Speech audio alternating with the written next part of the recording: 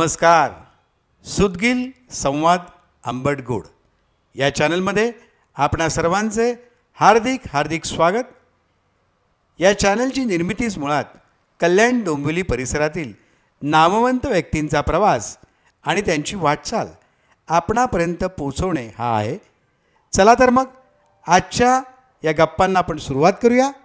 नमस्कार. सुदगील संवाद आंबटगोड या चॅनलमध्ये आपण सर्वांचं हार्दिक हार्दिक स्वागत. पुन्हा एकदा नवीन पद्धतीने 162 वर्षाची परंपरा असलेलं सार्वजनिक वाचनालय कल्याण. चला तर तिथेच जाऊया आज आपण. पहा, जागा छोटीशी आहे पण त्याच्यामध्ये मेझलिन फ्लोअर काढून यांनी ह्या जागेच्या अडचणीवर मात केलेली दिसून येईल. सुसज्ज अशा रॅकमध्ये त्यांनी छानशी सगळी पुस्तकं याची विभागणी वाईज इथे सगळी मांडणी केलेली आहे. प्रकाश योजनाही अत्यंत व्यवस्थित आहे. माणसांना फिरायला देखील व्यवस्थित जागा ठेवलेली आहे की कुठेही कुठल्याही पद्धतीची अडचण नाही आहे.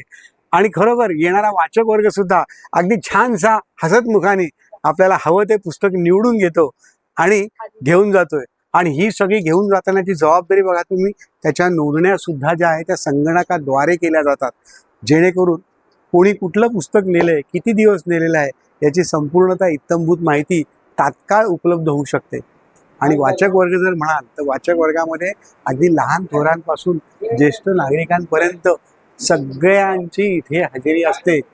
सकाळ संध्याकाळ सगळेजण अगदी व्यवस्थित आपल्याला हवी ती पुस्तकं आपापल्या वेळामध्ये इथे येतात. मग चला भेटूया ह्या संस्थापकांना, या पदाधिकाऱ्यांना आणि यांच्याकडनं अधिक माहिती जाणून घेऊया. वाचनालयाचे अध्यक्ष मिलिंद कुलकर्णी सर आपल्याबरोबर आहेत. त्याचप्रमाणे सरचिटणीस विपू बारसकर हे देखील आपल्याबरोबर आहेत. आणि यांच्याकडनंच आपल्याला जाणीव करून घ्यायची, या वाचनालयाबद्दलची संपूर्ण माहिती घ्यायची आणि यांचं पुढचं भविष्यामधलं नियोजन काय आहे कल्याणकरांसाठी याची संपूर्ण माहिती घ्यायची. तर आपण सुरुवात करूया. तत्पूर्वी मला सांगायला आवडेल आपल्या सर्वांना की आपण सर्वांनी लाईक, शेअर, सबस्क्राईब आणि फॉलो करायला विसरू नका. सुरुवात करूया. नमस्कार sir. Kulkarni sir, Baraskar sir, आपल्या या चॅनलमध्ये हार्दिक स्वागत. मला सांगा सर कुलकर्णी सर, की हे वाचनालय जे सुरू झालेले आहे, 162 वर्षाची परंपरा असलेल्याचा तुम्ही बाहेर मोठा बोर्ड पण लिहिलेला आहे आणि खरोखर कल्याणकरांना खूप अभिमानाची गोष्ट आहे की आज 162 वर्षाचं हे वाचनालय आम्ही पाहतोय. गेल्या अनेक पिढ्या आज कल्याणातल्या लोकांनी पाहिल्या. पण ही कल्पना मुळात सुचलीच कुठून, कोणाला सुचली? ही कल्पना म्हणजे स्वातंत्र्यपूर्व काळामध्ये आपल्याकडे साठे घराणा आहे. या साठे घराण्यामध्ये खूप मोठे लोक तुम्हाला अगदी आत्ताच्या पिढीला माहिती असलेले म्हणजे आंतरराष्ट्रीय कीर्तीचे शिल्पकार भाऊ साठे. त्यांच्या पूर्वजांनी म्हणजे रावसाहेब सदाशिव साठ्यांनी ही संकल्पना अंमलात आणली आणि तिथपासून कल्याण शहरामध्ये वाचनालय 3 फेब्रुवारी 1864 साली चालवलं. आणि त्यांनी पहिले स्वतःच्या घरामध्ये ही वाचनालय चालवले. पण कालांतराने त्याचा विस्तार होत गेला आणि त्या विस्तारातनं आजचं हे स्वरूप इथे आलेलं आहे. आणि मला सांगायला अतिशय आनंद की कल्याणला एक साहित्यिक पार्श्वभूमी आहे. तुम्ही जर का मागचा इतिहास बघाल तरी ते कवी माधवननी हे पण कल्याणचे होते, दत्ताचार्य वैद्य हे पण कल्याणचे होते आणि पुढे वियावन पर्यंत ही परंपरा चालू राहिलेली. आणि फक्त सध्याचा जो काळ आहे कोणाला कठीण काळ, पण या परंपरेला अनुसरून मी वाचनालय गेले 62 वर्ष कार्यरत आहे.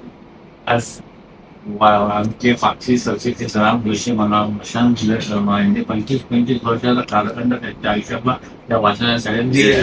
त्यांच्याबरोबरीने आजची आमची सरचिटणीस विपू बारसकर हे सुद्धा त्यांच्या खांद्याला खांदा लावून जवळजवळ गेले 25 वर्ष या वाचनालयामध्ये कार्यरत आहे. ही दुर्मिळ परंपरा कार्यकर्त्यांची एक साखळी असल्या कारणाने महत्वाचा मुद्दा ही साखळी, हे टीमवर्क, एकट्या माणसाचं काम नाही. आणि अत्यंत चांगल्या कार्यकारिणी किंवा अत्यंत चांगले कार्यकर्ते मिळाल्यामुळे त्यांच्या ध्येयामुळे आज ह्याचा आपल्याला जो कायापालट दिसतोय तो दिसून येते. सर, तुम्ही आता उल्लेख केल्याप्रमाणे तुमचे सरचिटणीस बारसकर साहेबांबद्दल मला खरोखर आवडेल बोलायला.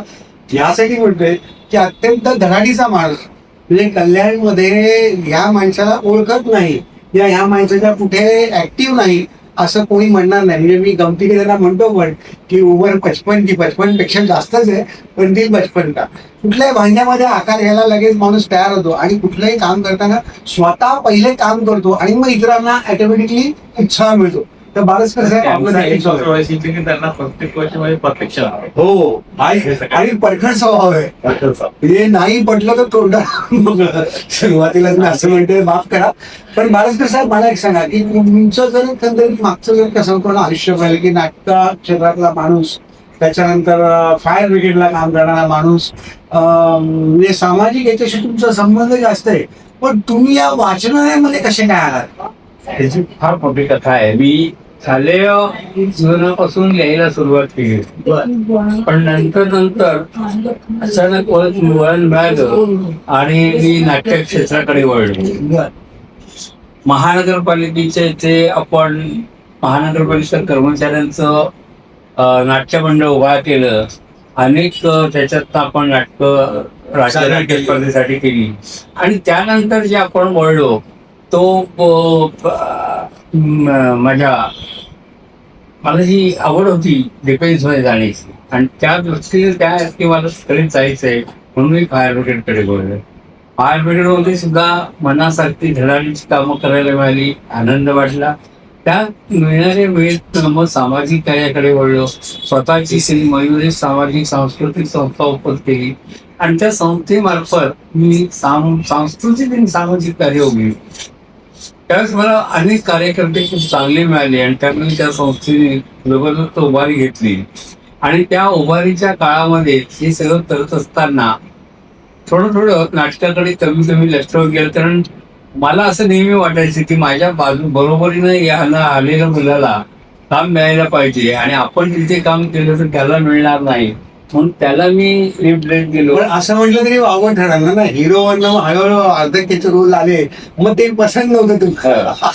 तर अशा पद्धतीने आम्ही ते नाट्य क्षेत्राकडे वळलो आणि नाट्य क्षेत्रातनं किंवा डिफेन्स मधनं, फायर ब्रिगेड मधनं किंवा ह्या सगळ्या सामाजिक कार्यातनं करताना प्रचंड अनुभव डोक्यात होता, मनात होता. तो कुठेतरी कागदावर उतरावा असं वाटत होतं आणि पूर्वीची जी सवय होती आपल्याला करायला पाहिजे आणि त्या दृष्टीनं मी हळूहळू कथेकडे वळलो आणि मी कथा लिहायला लागलो. पण इच्छा कोणाला दाखवावं, आपली कथा योग्य आहे की नाही, पण तरी सुद्धा मी कथा लिहिल्या, बऱ्याचशा कथा लिहिल्यानंतर त्याच काळात त्या अनेकांनी वाचल्या, अनेकांनी कथा छान आहेत, आपण पुस्तक काढायला पाहिजे वगैरे. आणि त्या मधल्या काळामध्ये आमचे प्रशांत मल्ले सर होते, त्यांच्या याच्यानं मी वाचनालयावर कार्यकारी मंडळावर आलो आणि कार्यकारी मंडळावर काम करताना मग असं वाटलं की नाही आता आपलं पुस्तक प्रकाशित झालं पाहिजे. आणि म्हणून माझा पहिला कथासंग्रह 2007 साली भेट नावाचा कथासंग्रह प्रकाशित झाला. सुंदर. आणि त्यानंतर मात्र मी थांबलो नाही. माझ्या आता 7 कथासंग्रह प्रकाशित आहेत. 2 म्हणजे आत्मचरित्र प्रकाशित आहे. एक गुरुदेवचं मला अख्तर शेट्टीचं एक आत्मचरित्र आहे आणि एक फायर ब्रिगेड ऑफिसर चिली सुरले त्यांचं आत्मचरित्र आहे. त्यांचं संपादित पुस्तकं माझी 5-6 आहे, जी त्यांचं संपादित 5-6 पुस्तक आहे. ते एवढं का होईना, छोटे गाडी का होईना, साहित्य माझ्या जवळ जमा झालं आणि ते जमा झाल्यानंतर मी पूर्ण झोकून घेऊन ज्यावेळेस आम्ही तिथे 2012 पासून आम्ही वाचनालयावर आलो. त्यानंतर ते राजनीचे अध्यक्ष होते, मी संस्कृतीच होतो आणि कुलकर्णी सर उपाध्यक्ष होते. राजनीशी गेल्यानंतर मग कुलकर्णी सर अध्यक्ष झाले आणि मी आज आम्ही अनेक वर्ष या ठिकाणी काम करतो. मनामध्ये एक विषय छान होता की आपण ज्या ठिकाणी आलो त्या ठिकाणी तर काहीतरी चांगलं करायचं आणि आम्ही नेहमी बोर्ड दाखवतो, अरे अमेरिकेची वाचनालय अशी आहे, तिकडची वाचनालय तशी आहे काय, पण आपल्याकडे काय, पण आपल्याकडे आपली लोक त्याच्याकडे लक्ष देत नाहीत. आणि म्हणून आम्ही आल्यानंतर पहिलं काम आम्ही त्याचं केलं असेल तिकडून सरांनी मी की मग वाचनालयामध्ये नाविन्यता आणण्याचा प्रयत्न.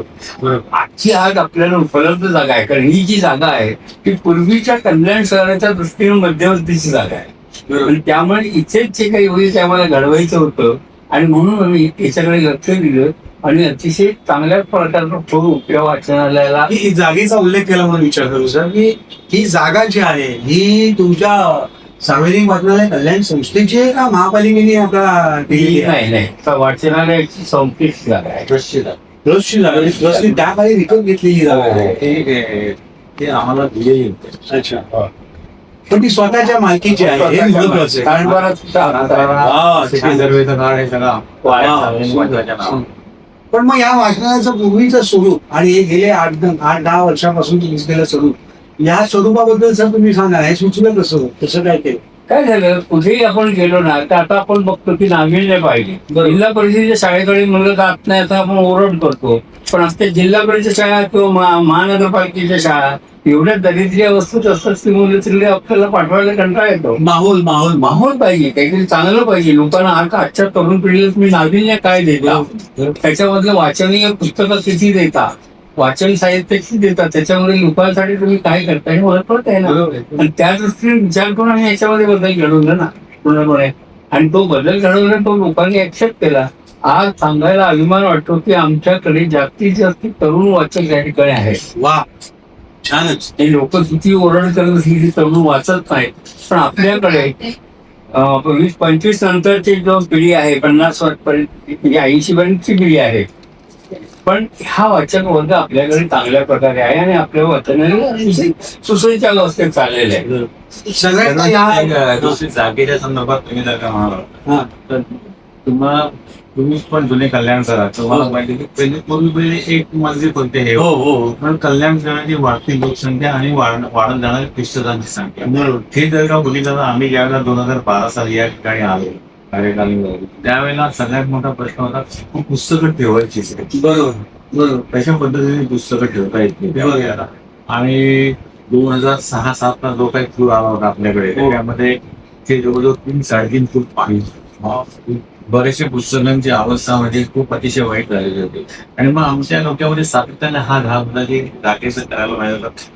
राजकीय पातळीवरती जागा देण्याबाबत प्रचंड उदासीनता होती. तो एक वेगळा चॅप्टर मी म्हणतो सांगेल त्यावरती काय ते. पण या जागेमध्ये कसं काय करता येईल ह्याच्यावरती आम्ही सातत्याने विचार करत होतो. आणि मग तुम्ही बघितलं तर पूर्वी असं तुम्हाला पायऱ्या उतरून यायला लागत, आज तुम्हाला त्या पायऱ्या उतरून यावं लागतं. आणि त्या हाईटचा आम्ही फायदा घेऊन तिथे हा मध्ये मॅझनाईन फ्लोअर केला. येस. आणि मॅझनाईन फ्लोअर केल्यानंतर त्याच्या आतमध्ये पुस्तकं साठवण्याची आणि ते झाल्यानंतर मग वेगवेगळे म्हणजे आम्ही भाग केले. ऐतिहासिक क्षेत्रातील पुस्तकं वेगळी, साहित्यिक टीका असलेली वेगळ्या, लोकांना निवडताना पण त्यांना सोयीचं झालं. आणि ऍट अ टाइम बरेचसे लोक ते घेऊ शकले. आणि हा सगळं तो ध्यास आमच्या कार्यकारिणीने त्यावेळेला घेतला. त्यावेळेला पण आम्हाला थोडाफार विरोध झालाच. ते सर चांगलं करणारा विरोध व्हायलाच पण पाहिजे. आता लोक त्याच्यानंतर आपल्याकडे दानशूर लोकांनी त्याचं म्हणलं काही कमी नाही.